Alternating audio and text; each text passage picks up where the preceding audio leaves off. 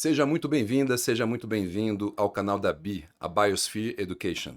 Aqui você encontra conteúdo de qualidade sobre educação, como ela comunica com inovação, sustentabilidade, liderança e diversos outros temas. Se você curte esses assuntos, dá um cliquezinho aqui, dá um joinha, garante logo que esse assunto pode voltar a aparecer para você, porque tem muita coisa boa acontecendo por aí. Então já se inscreve logo no canal, por favor, deixa o joinha e a gente segue aqui na nossa conversa.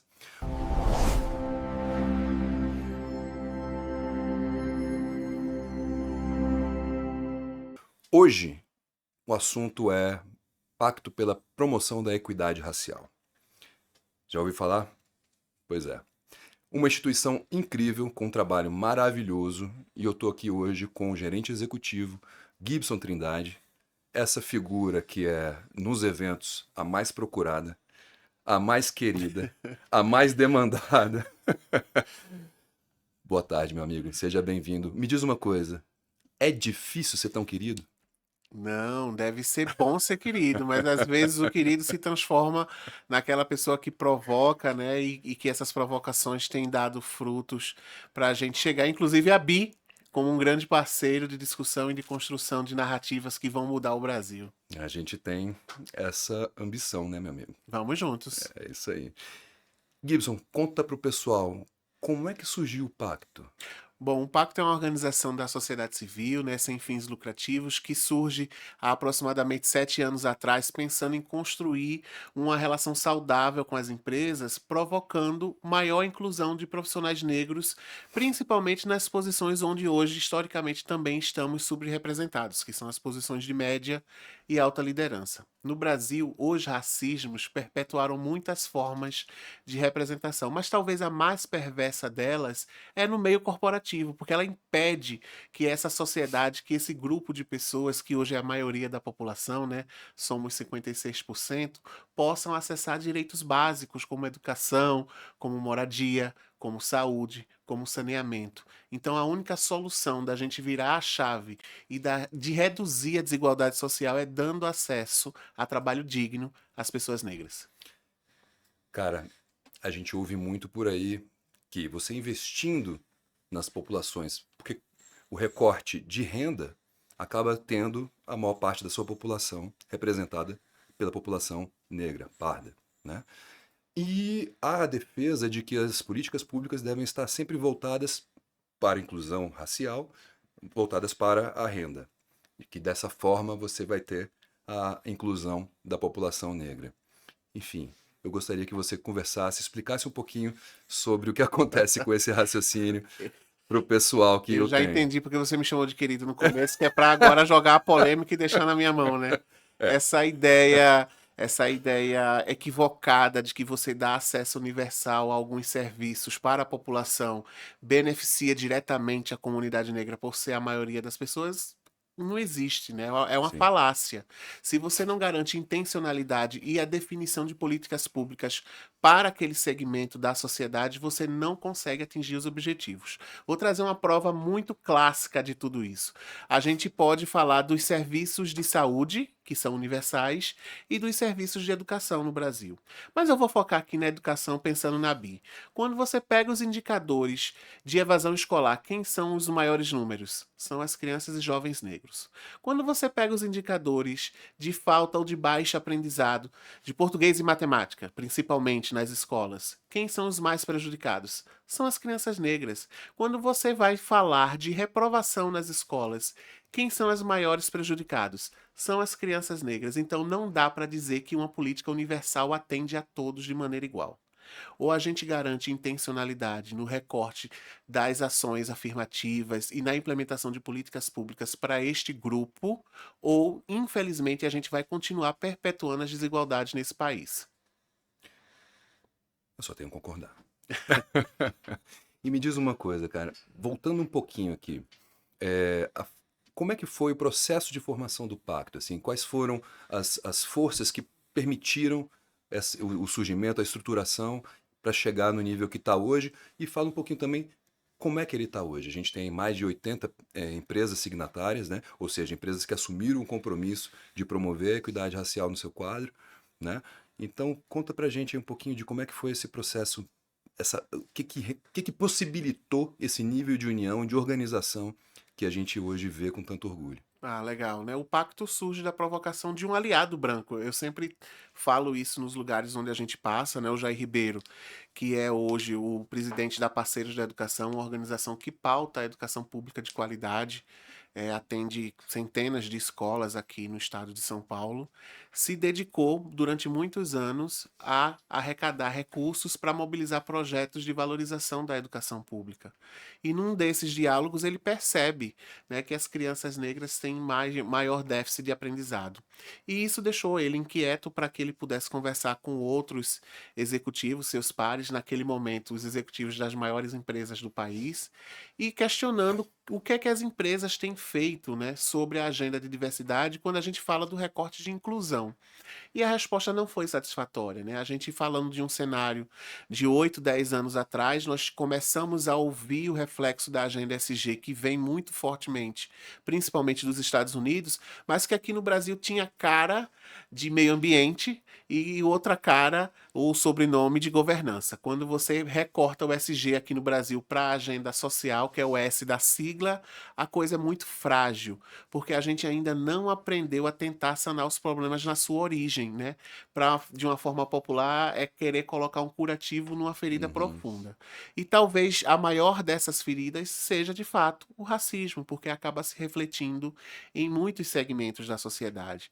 Então, Jair, conversando com essas lideranças, convida essas lideranças a formar um grupo de trabalho para discutir uma solução que pudesse vir do mercado privado e não do setor público. Porque quando a gente para olhar também o modelo de governança no país, política, a cada 4 anos você tem uma interrupção. Sim. Então, qual a garantia de ter um projeto longevo que de fato impactasse mudança na sociedade? Então, a ideia é de fato fazer com que as empresas assumam a responsabilidade de pautar a inclusão com recorte racial, mas pensando em médio e longo prazo, né? O pacto surge de uma provocação de que as empresas vão assumir essa responsabilidade não de um projeto de 1 ano ou de 2 anos, mas falar de uma mudança de cultura que permeia todos os níveis, desde a operação até os seus executivos, e isso é feito através de um protocolo, né, que a gente chama de protocolo ESG racial, que também é uma inovação. A gente não tem nenhuma referência no mundo de ter criado uma solução que dá às empresas um roteiro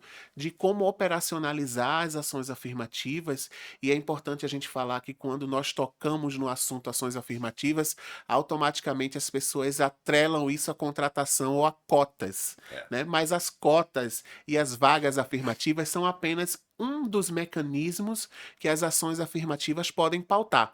No nosso protocolo, nós pautamos 5 pilares de ações afirmativas que podem se desdobrar em milhares de ações. Isso faz com que as empresas tenham flexibilidade na hora de escolher quais são as melhores práticas para elas adotarem. Fala um pouquinho sobre esses 5 pilares. Legal. Bom, a gente sempre ouve falar, como eu citei aqui, das vagas afirmativas e automaticamente é atrelado à cota, mas tem também o pilar da criação dos canais de denúncia, a criação da possibilidade de empresas definirem metas claras e transparentes de inclusão, considerando todos os níveis hierárquicos.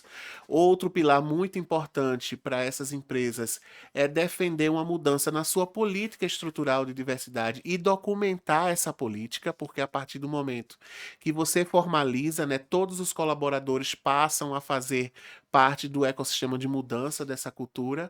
E por último, e não menos importante, a gente defende que essas empresas pautem a diversidade a longo prazo. Não vai ter uma mudança depois de 350 anos de escravização em 2, 3, 5 anos de implementação de política. A gente entende que, de fato, é uma jornada longa. E o protocolo ensina como você fazer isso no passo a passo.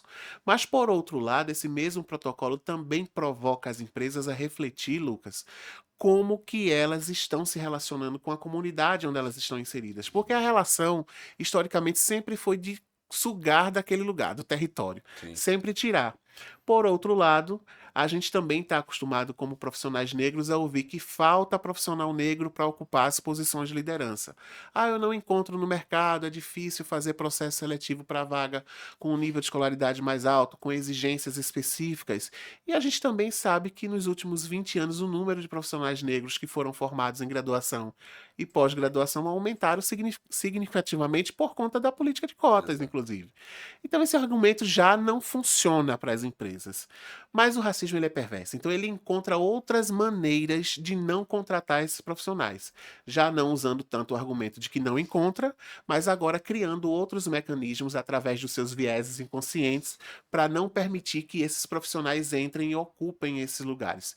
Então a gente faz um movimento para estimular as empresas a fazer investimento social privado, alocação de recurso em projetos prioritariamente de educação, desde a educação infantil até a formação superior, para que nestes territórios onde ela está instalada, ela tenha a garantia de ter profissionais em grande escala qualificados para ocupar as vagas da sua própria empresa. Perfeito. Então, esse movimento que está sendo hoje, né, respeitado, já tem 85 grandes companhias no Brasil adotando, são cerca de 2 milhões de funcionários impactados com essa metodologia, Uau. e a gente quer muito mais, porque na verdade o desafio é bem grande para só 85 empresas assumirem esse compromisso. Só 85 e já temos 85, né? É Se for isso. pensar por outro lado, Sim, sim. é um grande avanço, né? E, bom, quantas pessoas impactadas até agora? Mais de Né? 2 milhões de Mais de 2 colaboradores milhões de nessas colaboradores. 85 empresas. Ou seja, o compromisso assumido com o protocolo ESG racial ao longo do tempo deve gerar impactos ainda maiores. E esses impactos são mensurados, né? Correto. Como é que funciona esse processo de mensuração, esse acompanhamento pelo, perdão, pelo índice, né, de equidade racial? Como é que funciona essa mensuração dos impactos para que o pessoal entenda mais ou menos como é que se avalia?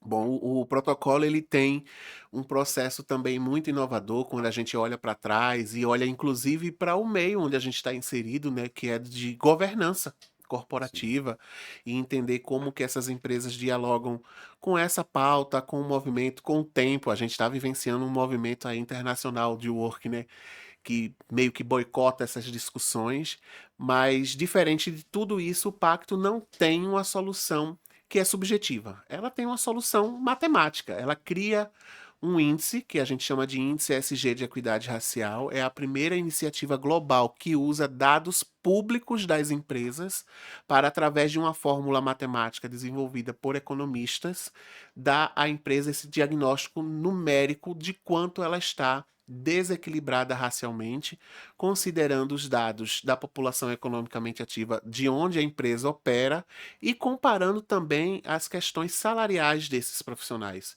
Porque a gente vive num país que tem o tamanho de um continente e às vezes empresas que operam em regiões distintas têm funcionários na mesma função, com o mesmo cargo, mas com salários diferentes. E quando você dá o recorte de raça e de gênero cruzando com essas informações, o cenário é muito, muito grave, principalmente para as mulheres negras. Essas, de fato, são a base da pirâmide quando a gente olha a distância, quando a pauta é equidade salarial e racial. Então, o pacto usa essa metodologia matemática para que as empresas, através de um diagnóstico numérico, tenham ali um status de como elas precisam acelerar essas políticas, tanto de ações afirmativas para dentro de casa, quanto de inclusão e de investimento social privado na comunidade que elas operam. Isso também é super importante porque acaba desdobrando numa outra frente, que é a frente da filantropia negra no Brasil. hum, Né? A gente sabe que o Brasil é um território extremamente solidário.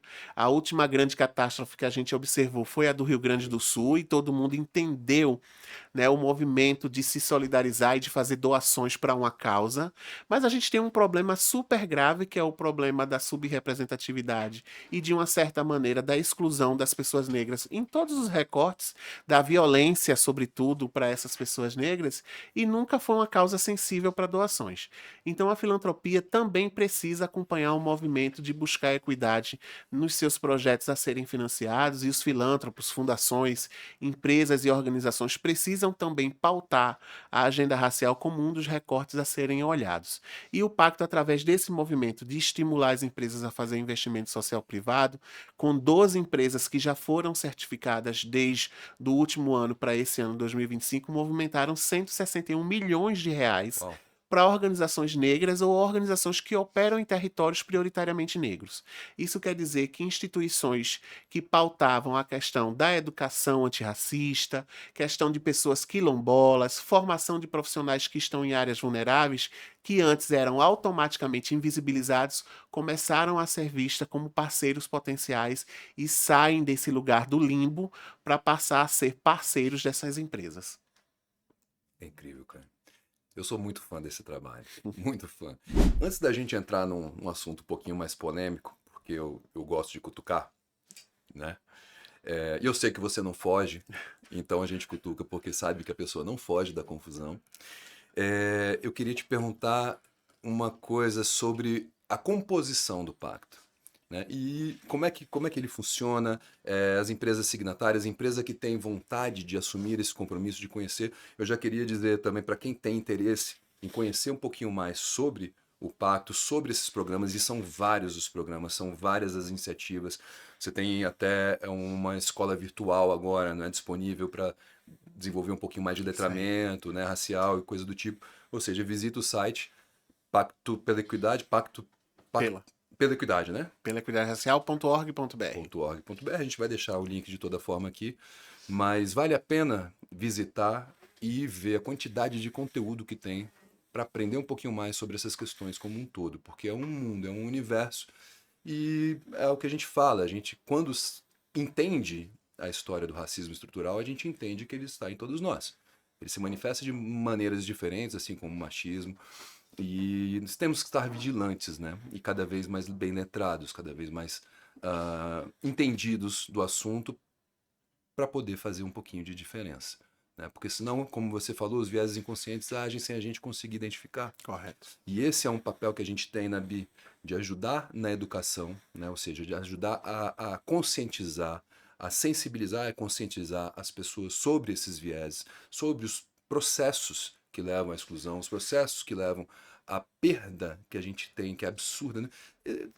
Tem estudos sobre a perda a fuga de cérebros, a perda financeira que se tem provocada pelas estruturas de discriminação, cara? Tem Tem alguma sim, coisa tem desse estudos sentido? globais, né, que já comprovam o volume de recursos que a economia nacional deixa de receber por não incluir representatividade nas suas estruturas corporativas. Tem estudos que comprovam a perda da área acadêmica e intelectual de gerar novas soluções a partir de inovação e sustentabilidade por não ter diversidade nos seus quadros, e aí você tem um recorte engessado de quem gera conhecimento, quando na verdade, inclusive, as grandes inovações e invenções do mundo, da humanidade, foram as pessoas negras que desenvolveram. Quando a gente fala da filosofia, quando a gente fala da matemática, da medicina, da Mesmo da astrologia, literatura, todos em foram várias pessoas das áreas, negras, né? Mas não é exatamente. isso que está nos livros de história, É, porque de fato omitem, né, e escondem a verdadeira origem dessas tecnologias que a gente chama de tecnologias ancestrais. Mas o pacto surge de uma preocupação muito grande com governança. Não dá para você estimular as empresas a mudarem esse conceito se dentro de casa você não pratica. Então, ela é estruturada como uma associação sem fins lucrativos que tem 3 conselhos. Um é o conselho deliberativo, dentro dessa estrutura de governança poderia ser conhecido como um conselho de administração, mas o nosso regimento estatuto já defende da sua constituição que metade dessa composição precisam ser de mulheres e a outra metade precisa ser de pessoas negras. Então, equidade não está só no nome do pacto, está na essência da sua estruturação. A gente também tem um segundo conselho, que é um conselho fiscal, que cuida da transparência de toda a parte financeira da organização, porque não é porque é sem fins lucrativos que nós não temos responsabilidade com os recursos que são aplicados nos nossos projetos. Afinal de contas, esses 2 milhões de colaboradores dessas 85 empresas impactadas pessoas ainda é um número muito pequeno, tamanho o desafio que o racismo impõe a todos nós. E por último, nós temos um conselho consultivo com 30 representantes de diversos segmentos de atuação, desde a área jurídica, educação, cultura, esporte, que dão assessoria técnica a essas empresas que são signatárias, mas também dão assessoria técnica ao corpo executivo da associação. Então, o pacto nasce dessa estruturação de governança para que seja um modelo de como as empresas precisam replicar. Porque quando você olha para os cargos de liderança nas empresas, e eu estou falando de média liderança, esse número já deve estar, inclusive, né, gravado na consciência de quem tem um mínimo de responsabilidade sobre o assunto, nós ainda somos menos de 30% dos cargos de média liderança no país. E quando você escala isso para alta liderança, não chegamos a 8%. Se você elevar o nível para conselho, nós não chegamos a 3,5% Entre homens e mulheres. entre homens e mulheres. Então não dá para bater nenhum desses números com os 56% de população negra. De fato, a matemática não está funcionando. E a solução disso é intencionalidade. É por isso que o protocolo provoca uma série de mudanças estruturais na organização dessas empresas para que a gente tenha, de fato, o escalonamento dessas ações que vão transformar a realidade dessas empresas e organizações. É um desafio, né? Muito imenso, né? E requer de fato intencionalidade, né? A questão de você deixar de ter somente a intenção e partir para a ação, para a operação, para o dia a dia, para o que é que eu hoje vou conseguir fazer de diferente para modificar um pouco essa realidade. E, bom, quem faz a certificação das empresas que estão signatárias e estão avançando, né, no protocolo, são outras empresas, são organizações da sociedade civil? Como é que é o trabalho? Assim, quem são essas pessoas físicas, jurídicas, que atuam no processo de certificar uma empresa como signatária, como uma empresa parceira do pacto? Legal, diferente de outros movimentos, e aí cada um tem a sua metodologia, a gente não trabalha com nenhum tipo de selo para essas empresas. Porque nós entendemos que dar selo à empresa é dar a ela a chancela de se autoafirmar como uma empresa racializada. E nós entendemos que o processo de racialização de uma empresa é um processo de letramento, é um processo de construção que leva tempo, investimento, dedicação, cuidado, mas acima de tudo, monitoramento. Não é porque ela fez uma vez que ela já cumpriu a tarefa de casa. Então o índice nos dá essa possibilidade de medir o quanto essa empresa está avançando de maneira gradativa na adoção dessas ações afirmativas e desses investimentos. E quem faz a medição do índice são organizações que a gente chama de empresas ou organizações certificadoras, que são instituições privadas e sem fins lucrativos que foram qualificadas, foram formadas, treinadas pelo Pacto para atuar como microauditorias sociais que vão até essas empresas e verificam se o que a empresa informa que está fazendo na agenda de diversidade com recorte racial de fato está sendo executado, através de comprovações, através de diálogo com os colaboradores, através da conversa com a sociedade onde o entorno, né, as comunidades onde essas empresas estão inseridas. Então a metodologia do pacto de certificação é uma garantia de que essas empresas estão cumprindo sim a tarefa de casa e anualmente elas passam por um processo de revalidação. Então a empresa é certificada uma primeira vez, tem o seu número estabelecido num laudo, daqui a 12 meses a gente volta, refaz o processo e entende quanto de um ano para o outro essa empresa avançou. E aí são consultados documentos, fazem entrevista, enfim. É um processo bem robusto bem que tem robusto, todas né? essas etapas, dura em média 2 meses as certificações dentro das empresas. Hoje a gente já tem 12 empresas certificadas desse universo de 85 e tem mais 10 que estão em processo de finalização, que agora no mês de novembro vão ser contempladas na Conferência Empresarial SG Racial, totalizando 22 empresas já certificadas através do índice SG de Equidade Racial. Que legal, que legal. Eu falei que ia ter polêmica, né? Eu Falou, falei. eu achei que você tinha esquecido. Eu não esqueço, não. Primeira polêmica, vamos lá. Há quem defenda que hoje há uma concentração de ações para a inclusão de mulheres negras, deixando homens negros de lado, de certa forma.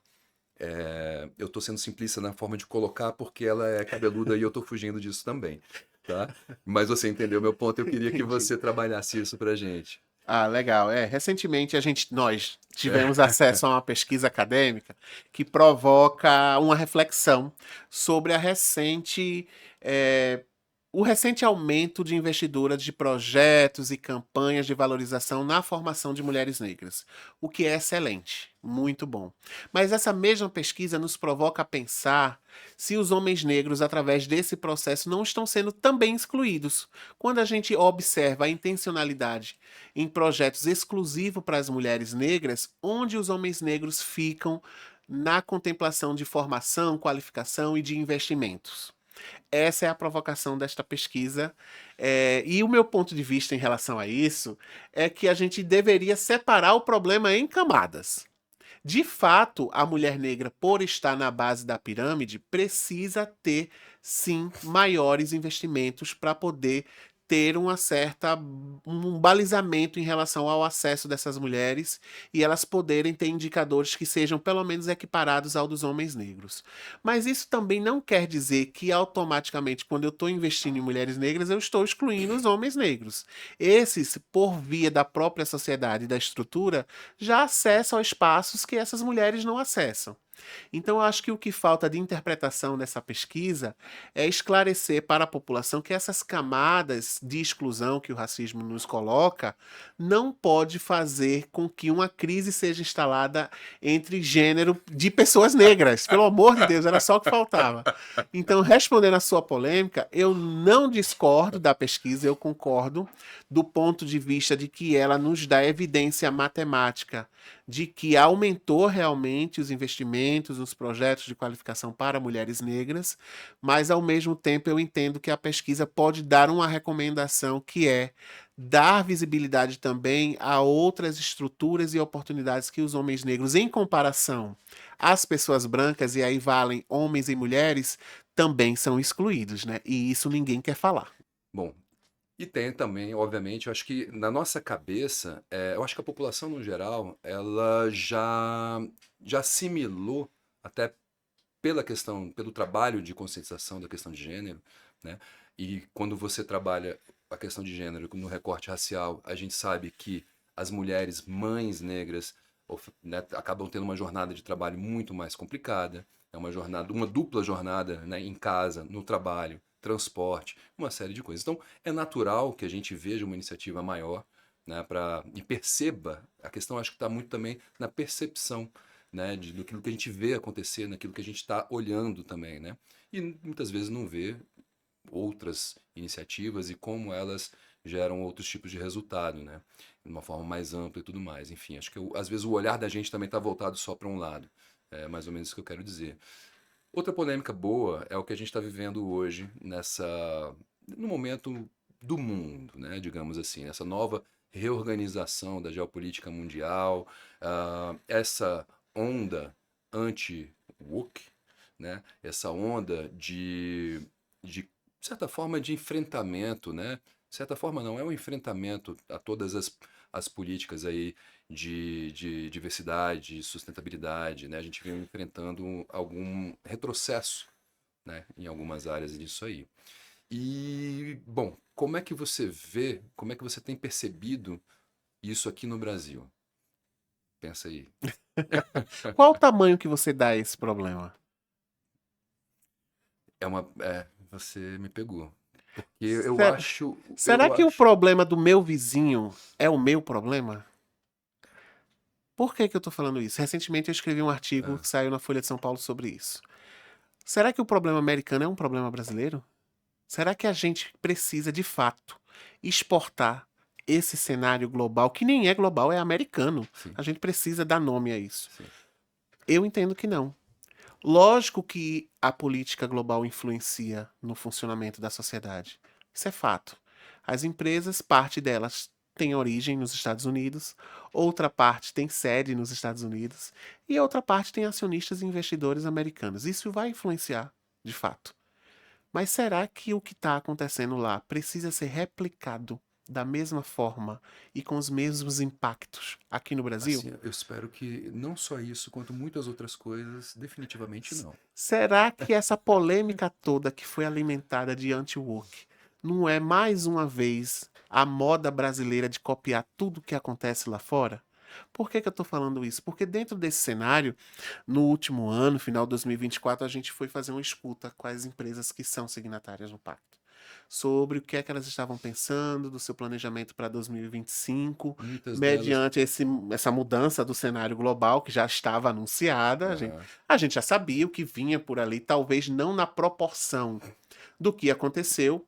E ok, fizemos uma escuta. No começo deste ano, em março, a gente faz uma outra escuta com essas empresas, principalmente com aquelas que têm sua matriz nos Estados Unidos, para dizer, ok, a gente entende os desafios que vocês estão passando na matriz, mas estando num outro país que tem uma outra legislação, que tem uma outra cultura, que tem uma outra constituição demográfica, como que vocês vão se comportar? E a grande surpresa foi, nós vamos seguir todas as nossas estratégias. A gente vai se adequar às exigências da nossa matriz, e aí parte dessas empresas começaram a modificar suas estruturas, principalmente de comunicação, para não desagravar suas organizações mãe, mas nenhuma delas declinou dos seus compromissos com a equidade racial, sobretudo. Então, não identifico um prejuízo. Eu acho que a gente não teve avanços nesse último ano, né? Já estamos encaminhando aí para o final do ano, último trimestre.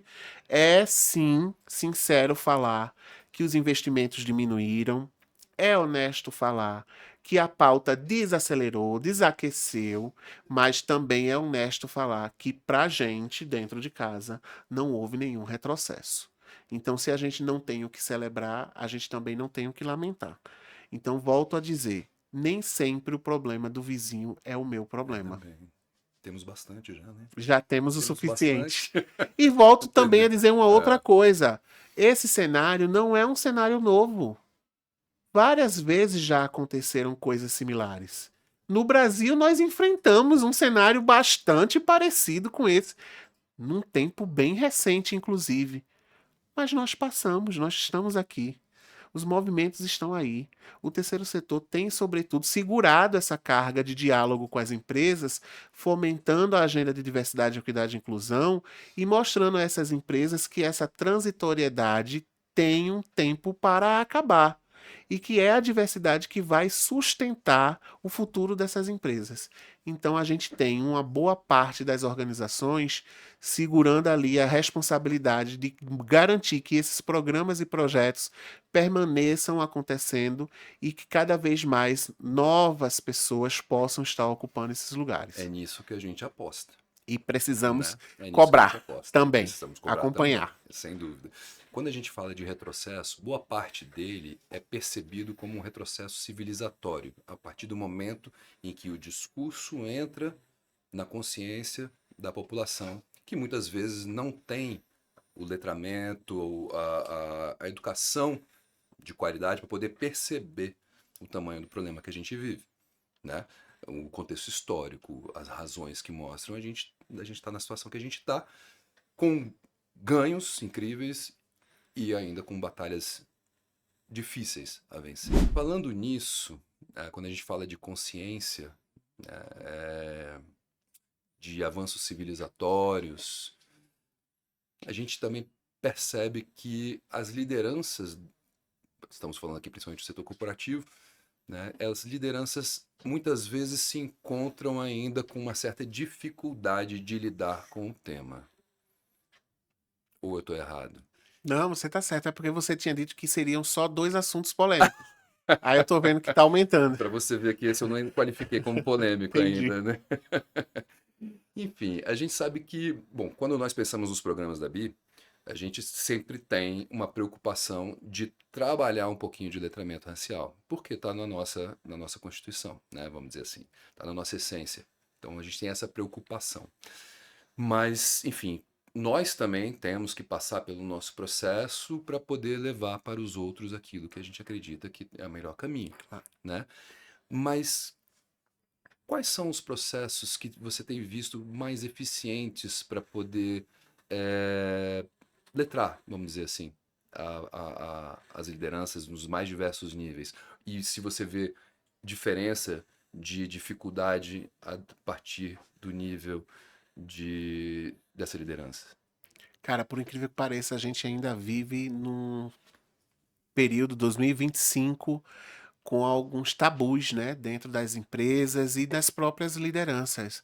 Ainda é comum ouvir CEOs e executivos de empresas dizer que diversidade, que equidade racial é mimimi, por exemplo. Odeio essa expressão, mas eu escuto ela de forma muito comum ainda.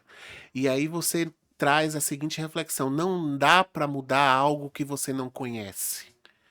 Eu acho que o primeiro toque nessa história toda é mostrar para essa liderança que vive numa bolha de privilégios que existe um cenário muito diferente da sua realidade lá fora.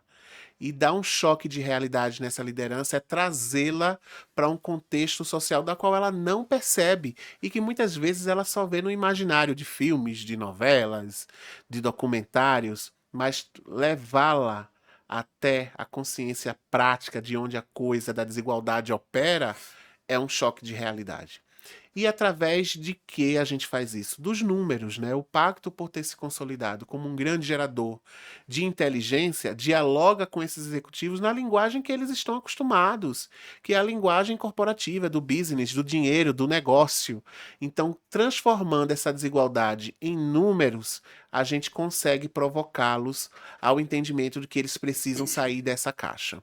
E aí trazê-los para uma aliança é mostrar a ele que letramento não é um curso de 2 horas que ele vai fazer e que ele vai ganhar um selo da instituição XPTO e sair por aí publicando nas suas redes sociais que é um grande antirracista aliado da causa, né? A gente acaba mostrando para ele que a consciência de se transformar aliado também é um processo de construção, que você precisa primeiro acessar informações seguras e corretas do que de fato é a desigualdade racial no Brasil, para que isso desperte nele a curiosidade de consumir conteúdo formativo e que deve a ele a um processo de mudança contínua, seja na sua gestão na empresa e seja também na sua vida, no seu dia a dia.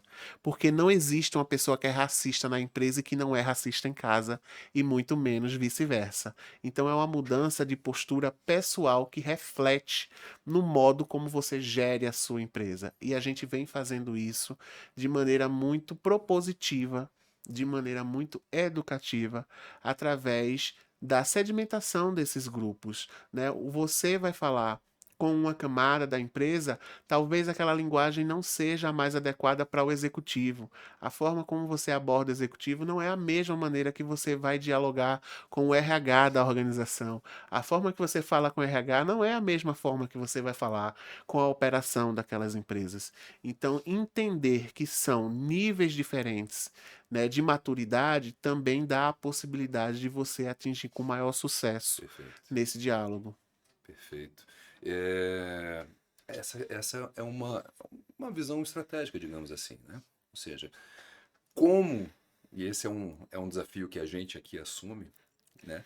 De como conversar, de como passar para cada nível de liderança, né? Da forma que ela precisa, que ela, enfim, precisa rever para mudar, para mexer no seu dia a dia, para realmente trazer as questões que são mais importantes para dentro dela gerar essa transformação, né? Às vezes precisa Correto. daquele estalozinho assim, que às vezes é uma sacudidazinha que a gente É, precisa dar naquele nível e muitas vezes ela é feita pelos números, como você sim, falou. sim. É muito simples. Se você parar para pensar e vamos fazer uma analogia. O médico vai fazer com qualidade o trabalho do engenheiro? Pois é. O engenheiro não vai poder operar no lugar do médico. Então, a mesma lógica a gente usa quando a gente quer falar de equidade racial nas empresas, entendendo que cada grupo precisa ter uma especificidade no modelo de diálogo, na solução, na estratégia, e a gente está ali junto para construir isso. Como eu falei, a gente assume esse desafio, né? É, uma vez eu estava conversando com uma. Eu não lembro qual era o cargo que ela tinha, mas ela estava assumindo uma frente, alguma frente, algum nível de liderança. de sustentabilidade numa empresa, salvo engano, de óleo e gás, no Rio de Janeiro.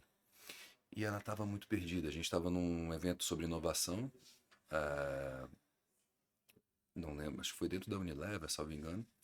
E era um curso, uma imersão e tal, e a gente estava conversando com a turma da inovação ligada à sustentabilidade, e ela estava muito preocupada. Ela falando assim: eu não consigo conversar com os meus colegas, os meus pares, porque eles não entendem o que eu estou dizendo. Eles não entendem a necessidade de se implementar, né, as nossas estratégias de ESG, porque para eles são programas e eles não entendem a necessidade de Uhum. ver isso como parte do pilar estratégico do negócio, né? E aí a gente concordando, falou, cara, tem que falar a língua do dinheiro, É. é do lucro e do risco, né? Do lucro e do risco. Pensando no lucro e no risco, é, você tem alguns exemplos, assim, algumas histórias de gente que perdeu negócio, que perdeu dinheiro por não estar com o letramento afiado. Eu acho que aqui no Brasil a gente tem um caso clássico que ele nunca vai estar desatualizado, porque infelizmente ainda é um desafio contínuo. Talvez a maior rede de varejo do país, que vende os produtos que alimentam a família brasileira, ainda não entendeu que o seu grande consumidor é preto. E continua distratando esse consumidor em suas lojas, fazendo com que seus seguranças persigam esses clientes, distratem esses clientes, os abordando na entrada e dentro das suas respectivas unidades de venda, achando que todo preto é suspeito e é ladrão. Então a gente infelizmente tem um clássico case do João Alberto que foi assassinado dentro de uma loja nesse país, da qual essa empresa, além de reputação, né, perdeu milhares de dinheiros nas suas ações, teve que fazer um acordo com a justiça de mais de 150 milhões aí de multa para pagar, mas infelizmente esse caso ainda não é um caso isolado, né? Essa coisa ainda continua acontecendo em outras, digamos assim, situações e proporções, né? Mas infelizmente ainda faz parte da realidade da comunidade negra no país. O pessoal está perdendo negócio por não estar atento à Muitos. questão da diversidade. Lucas, eu vou te falar uma coisa. Se a gente seguisse como a gente gosta de seguir o modelo americano, mas de entender que a comunidade negra americana, apesar de ser 13%, já conseguiu ter a maturidade de só consumir de pessoas e de empresas negras. Se a gente faz isso aqui no Brasil, a gente quebra a economia, porque as grandes oligarquias iriam fechar. Significa dizer que o morro desceu para o asfalto e, de fato, muito negócio ia se acabar. Mas a gente está caminhando nesse lugar. A gente tem provocado para que os grandes grupos, as organizações negras e essa juventude, eu acho que a palavra-chave dessa mudança é a juventude. Essa juventude, essa nova geração, ela está muito mais consciente do seu letramento e do seu lugar de aliado quando são pessoas brancas e também de pessoas negras de se posicionar não mais nesse lugar da vítima e do que foi agredido, mas daquele que tem direito de cobrar os seus Direitos. direitos, né, na sociedade, como sujeito, como cidadão, e colocar essas empresas à margem do que vai acontecer do fechamento delas por reputação ruim ou até por multa, porque é isso que a gente quer. A gente quer uma sociedade onde ou todos são respeitados ou essas empresas não existam mais. A gente falou recentemente sobre a atualização da NR1, né?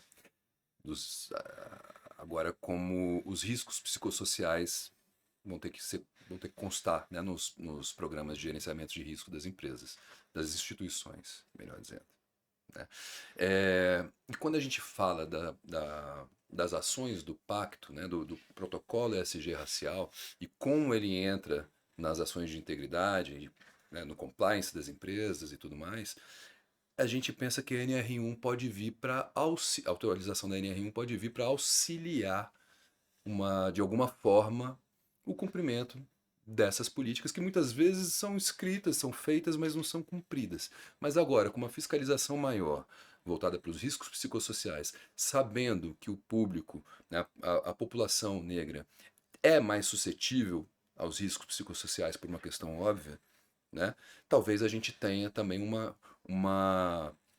esforço cruzado, digamos assim, no sentido de dar mais proteção psicológica, mais segurança psicológica para os colaboradores negros, principalmente, né? Você vê dessa forma?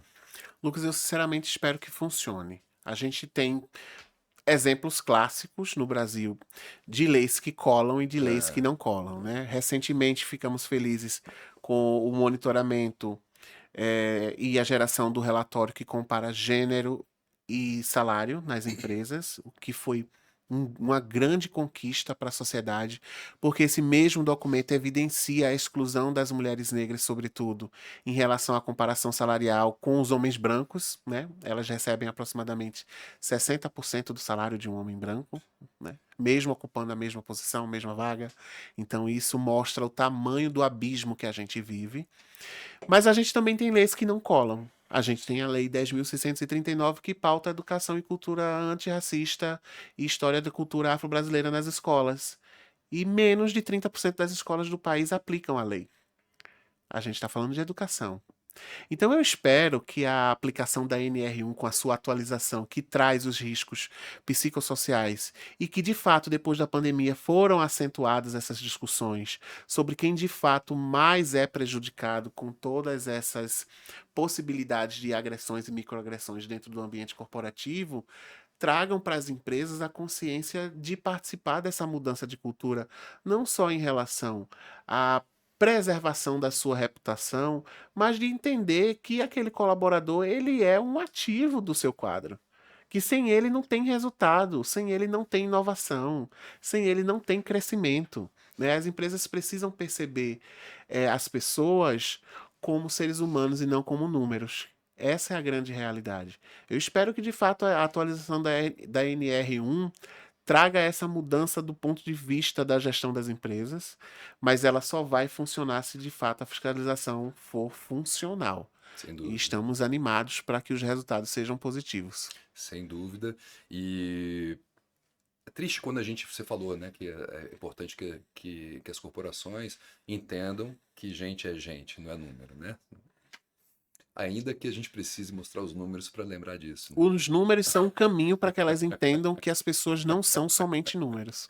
Não Né? é? É contraditório, mas é bem isso aí. Bem isso. É bem isso, porque quando a gente olha os dados, né, sobre o prejuízo que a perda, né, da saúde mental, ou seja, que os ambientes que não oferecem uma segurança psicológica acabam, que as empresas, enfim, o Estado, acabam assumindo ao longo do tempo, né, a gente falou ontem sobre isso, e me assusta um dado da OMS que fala que anualmente o mundo perde 12 bilhões de dólares em saúde mental Por negligência com as por pessoas. negligência com as pessoas, né?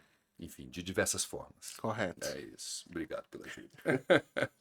Enfim, então é muito dinheiro. É Correto. muito dinheiro e quando você avança nos estudos, isso fica ainda mais claro, né? Então tem estudos da Harvard, eu acho até, que fala que a cada $1 investido em segurança psicológica, você tem $3 retornados, né, em ganho, em faturamento. E quando você fala isso, é importante a gente traduzir que nós estamos falando de prevenção.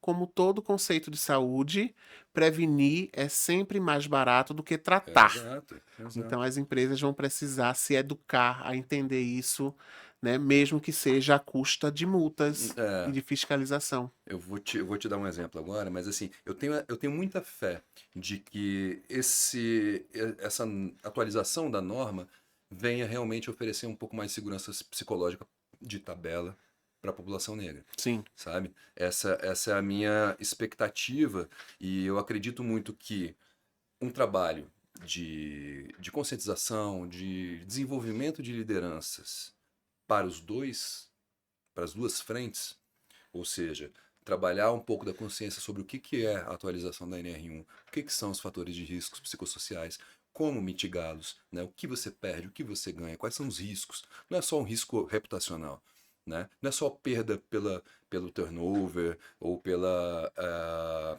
falta de produtividade, pelo presenteísmo, né? Ou seja, a pessoa está ali, mas ela não está ali. Ela tá fisicamente, mas a cabeça dela tá em outro uhum, lugar, tá num boleto para pagar, tá no filho doente, tá na necessidade de estar num emprego que ela não tem satisfação, né, para trabalhar. mas ao mesmo tempo ela é obrigada a suportar aquela situação para poder botar comida em casa, né? Então eu tenho muita fé de que esse treinamento, esse desenvolvimento das lideranças sobre essa atualização dos riscos psicossociais, atrelado ao protocolo ESG racial, ofereça estratégias muito interessantes, sabe, de proteção, de mitigação de riscos, mas muito além, né, de desenvolvimento das pessoas. Porque quando a gente fala de números também, a gente fala da perda de inovação, né, da perda de melhoria dos processos, justamente por não atrelar as suas políticas para a diversidade, Sim. né? Então, a gente falou sobre isso até nesse estúdio aqui com o Alex, né, o quanto a diversidade deve ser vista como propulsora da inovação. E quando você menciona que a fiscalização é o caminho, eu lembro que lá em Brasília, quando foi instituída a lei para você parar na faixa de pedestre, né, para a pessoa atravessar, imagina, uma lei dessa aqui em São Paulo, ela para pegar ia ter que ser um trabalho interessante. Lá em Brasília, como era menor a cidade, tem uma outra dinâmica, foi em 96, salvo engano, que isso foi colocado. Sabe como é que ela pegou? A cada faixa de pedestre tinham 2 policiais. Olha aí. Assim, ó. Com Caneta. a canetinha, assim, ó. Óculosinho escuro, olhando o carrinho, canetinha. Opa, não Simples. parou. E a multa era salgada. Assim como a lei seca, Correto. né? Provocou uma mudança cultural, né? Hoje em dia, claro, também com as mudanças que a gente teve aí na mobilidade urbana, né, que facilitaram um pouco do processo, mas ainda assim, todo fim de semana, a gente tem uma série, centenas de motoristas que ainda insistem em beber e dirigir. Mas Brasília virou uma referência nacional em si, na educação de trânsito, Legal. nesse aspecto. Mas foi a custa de quê? Uma bela Se liberdade. esse é o caminho que a sociedade brasileira entende, que seja esse o caminho. Agora, o que É não o dá órgão mais sensível do corpo humano, né? O bolso. é o bolso. É, Então, é. se essa é a solução, que ela seja aplicada, né? A gente tem, de fato, muita expectativa em relação a isso. Cara, para fechar, duas coisas. Uma, quais as grandes vantagens que você vê para as empresas que assumem o compromisso do protocolo SG racial? Assim, o que já foi identificado de ganho para quem assumiu esse compromisso e vem se empenhando em honrá-lo? Eu acho que o grande diferencial é um diferencial competitivo. É você ter algo que a sua concorrência não tem. Quer estar certificada com uma metodologia respeitada mundialmente, que passa a ser replicada em outros países como uma referência de equidade e de inclusão, que está no caminho de se transformar numa política pública, e quando você, parte desse grupo de empresas pioneiras, implicam na aplicação desse modelo, você está na vanguarda. Você não esperou esse movimento de cobrança e de fiscalização para se posicionar em relação ao diferencial de como você vê a sociedade que você está inserida.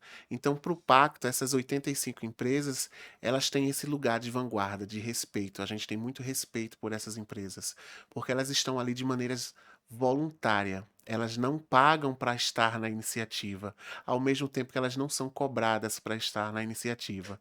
Elas estão ali porque elas querem assumir um posicionamento junto à sociedade de que elas querem mudar o modus operandi e que elas querem de fato uma empresa diversa e inclusiva, com pessoas negras podendo ocupar os lugares a que lhe cabem, porque nós somos capazes de estar em qualquer lugar.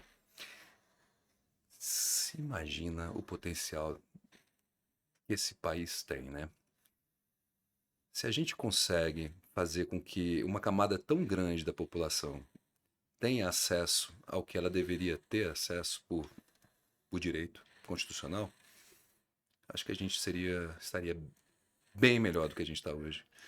Bem melhor do que a gente está hoje, porque é um potencial incrível que esse país tem, né? Eu acho incrível que o Brasil é visto como uma grande potência econômica mundial, e isso com tamanha desigualdade. Com tamanha Imagina se a desigualdade. gente consegue reverter todo esse cenário o quanto se multiplicaria nessa potência, não só do ponto de vista econômico, né, mas social mesmo, Sim, como uma grande referência para outros países que também enfrentaram as mesmas problemáticas da gente de ter vindo de um espaço de ter sido colonizado, de ter sido explorado, né, de ter passado durante muito tempo por período de uma ditadura militar, de uma estratificação socioeconômica, mas que a gente superou tudo isso. Então agora está na hora de superar a herança que todas essas mazelas deixaram na sociedade. E a gente só vai conseguir fazer isso tendo unidade. Quando todos entenderem que o problema do racismo não é um problema das pessoas negras, é um problema da sociedade brasileira, exato. da qual as pessoas negras sofrem e as pessoas brancas precisam se entender como aliadas na solução desse problema.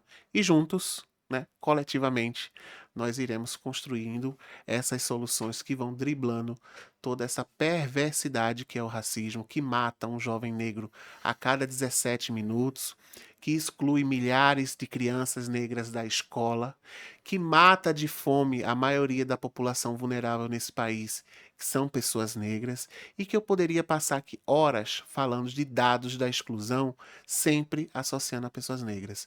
Mas nós escolhemos falar da solução. Nós queremos falar daquilo que dá certo. Nós queremos gastar o nosso tempo e energia com aquilo que vai mudar a realidade dessas pessoas. E a gente espera que vocês sejam parte desse processo. Fica aqui o nosso convite, mas o agradecimento à Bi por ser essa grande parceira, trazendo conhecimento, discussão e espaço coletivo de construção para aqueles que querem ser aliados desse país que a gente espera poder acompanhar. A gente tem esse, como eu falei, a gente assume esse desafio, né, que é um desafio maravilhoso, que na verdade é o propósito da existência. Né? É o propósito da existência da BI, é o propósito do trabalho educativo que a gente procura fazer, né? Quando a gente pensa no potencial que o Brasil tem dentro com a sua população, com a sua gente, né, que é criativa, que é alegre, que tem segurança de políticas públicas que vários países que estão economicamente à nossa frente não sonham em ter. Né? A gente tem, nós somos referências e já fomos mais referência ainda em vários campos, como a vacinação, Sim. enfim, o nosso sistema de saúde. Nós temos muita potência travada, infelizmente. E aí não vamos entrar aqui no motivo dessa potência estar travada. Mas como você falou, a gente vem aqui para trabalhar um pouquinho de solução, alternativas para a gente avançar nesse sentido. E o que a gente quer ver, quer colocar é um olhar mais cuidadoso para os aspectos sociais, para a importância que a gente tem de atrelar uma visão de sustentabilidade a uma visão de negócio, uma visão de ganho.